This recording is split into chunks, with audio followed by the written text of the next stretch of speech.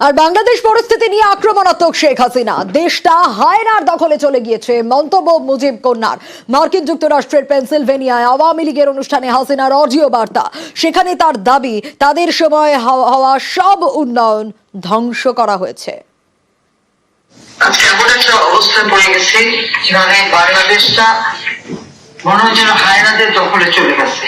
দেশের মানুষের জীবনের নিরাপত্তা নাই, শান্তি নাই, পেটে খাবার নাই। সেই ধরনের একটা পরিস্থিতিতে মানুষকে জীবন কাটাতে হচ্ছে।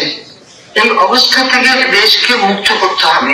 আমরা যে বিশেষ করে আওয়ামী লীগ ক্ষমতা থাকতে বাংলাদেশের মানুষের যে সার্বিক অর্থসামাজিক উন্নতি আমরা করেছিলাম, তা সবই ধ্বংস করে দিচ্ছে। আবার যেন বাংলাদেশ এখন ভিক্ষুকা জাতীয় পরিণত হোক, সেই চক্রান্তটাই করছে।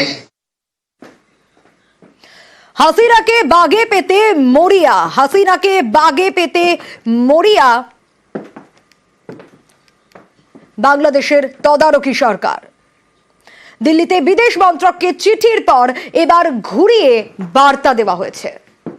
এই কূটনৈতিক পত্রটা হস্তান্তর করা হয়েছে এবং এখন পর্যন্ত আমাদের জানা মতে সরকারি চ্যানেলে আমরা কোনো উত্তর পাইনি। এগুলা মিডিয়াতে এসেছে, স্পেকুলেটিভ। এই মুহূর্তে এটা নিয়ে কোনো মন্তব্য আমরা করব না, বরঞ্চ আমরা অপেক্ষা করব ভারত সরকারের উত্তরের জন্য। আর সেই উত্তরের উপর ভিত্তি করে বাংলাদেশ সরকারের পরবর্তী পদক্ষেপ নির্ধারিত হবে।